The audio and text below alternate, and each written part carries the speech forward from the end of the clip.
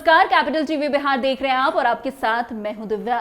प्रशांत किशोर भले ही उपचुनाव में असफल हो गए हो, लेकिन 2025 के लिए अभी से उन्होंने तैयारी करनी शुरू कर दी है। लेकिन इस बीच प्रशांत किशोर ने बिहार के लिए कुछ ऐसा कह दिया जिसकी वजह से अब उनकी काफी आलोचनाएं हो रही है। दरअसल प्रशांत किशोर जिस राज्य के मुख्यमंत्री बनने का सपना देख रहे हैं, उसी राज्य की उन्होंने भर भर कर बुराई की है। प्रशांत किशोर ने बिहार को फेल स्टेट बताया है। प्रशांत किशोर ने बीते दिन अमेरिका में प्रवासी बिहारी मंच को संबोधित किया। इस दौरान उन्होंने कहा कि बिहार विकास के हर मापदंड पर फेल है, इसलिए ये एक फेल स्टेट है। इतना ही नहीं, उन्होंने बिहार की तुलना गृह युद्ध से जूझ रहे सूडान से की है।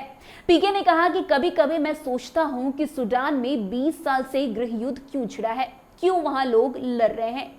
जब आप असफल राज्य में होते हैं तो लोगों को इस बात की चिंता नहीं होती कि हमारे बच्चे सूडान में कैसे पढ़ेंगे। उन्हें इस बात की चिंता नहीं होती कि किसे गोली मारनी है और किसे कहां पकड़वाना है। बिहार में भी सूडान जैसी ही स्थिति है। यहाँ विकास की बातें तो होती है, लेकिन विकास नहीं हो पाता।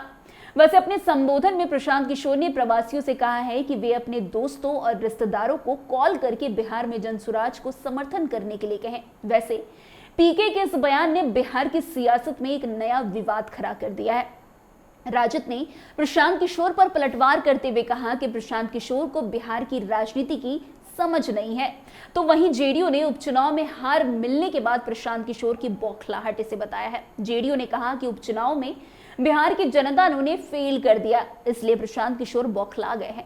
वैसे प्रशांत किशोर के बयान पर अगर थोड़ा गौर किया जाए तो आपको पता चलेगा कि जहां से मुख्यमंत्री बनने का वो सपना देख रहे हैं प्रशांत किशोर, वहीं की इतनी बुराई कैसे कर रहे हैं। क्या इतना कहने के बाद भी 2025 में प्रशांत किशोर को कोई बिहारी वोट देगा? क्योंकि बिहार को बदलने का सपना देखने वाले प्रशांत किशोर की जुबान से बिहार को लेकर इतनी खराब बातें बिहार की जनता को बिल्कुल रास नहीं आने वाली है। वैसे अमेरिका में बिहारी प्रवासी को संबोधित करते हुए प्रशांत किशोर ने कहा कि मैं उन्हें डराने की कोशिश नहीं कर रहा, बल्कि उन्हें जमीनी हकीकत से रूबरू करा रहा हूं।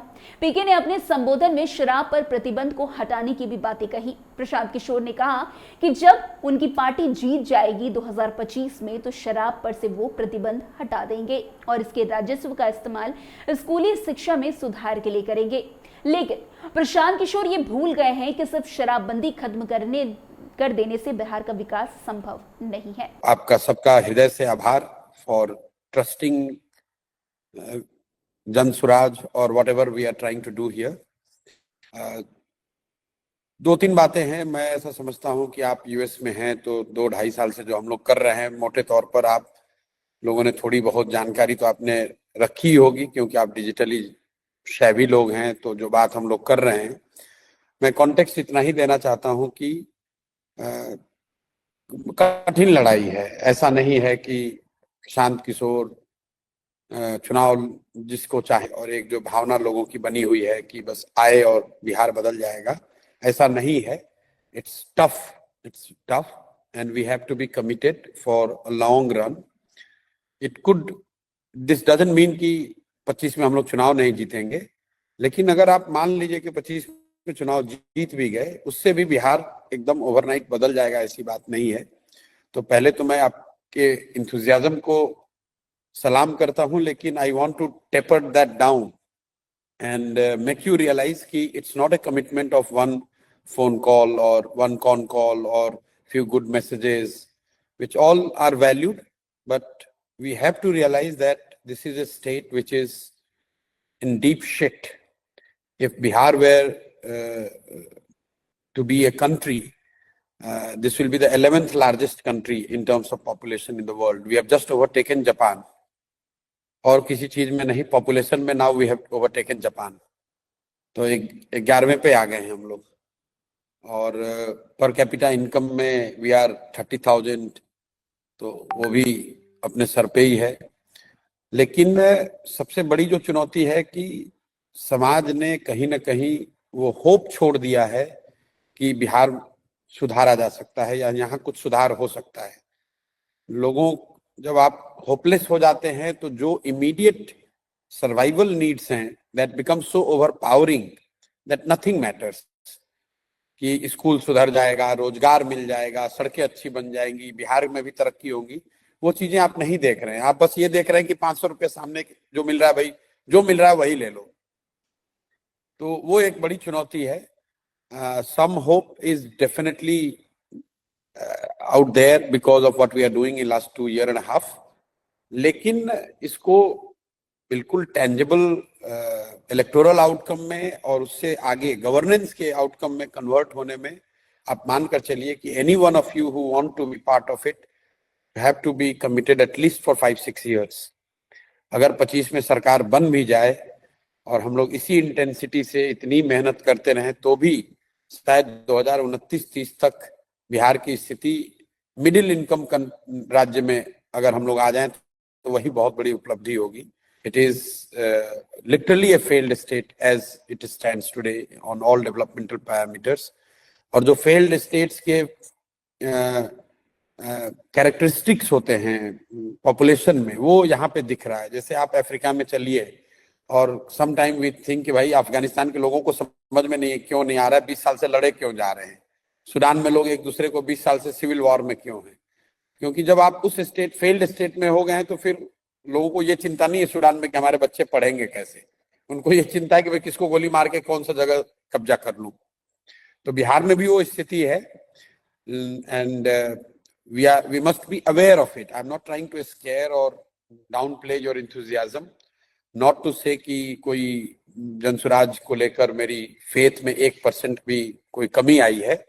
बिल्कुल 25 में जनसुराज जीतेगा, इसमें कहीं कोई दो मत नहीं है। जो भी भगवान ने मुझे समझ दी है, इलेक्टोरल समझ, वो क्लियर मुझे दिख रहा है कि बिल्कुल एक तरफा हम लोग जीतेंगे।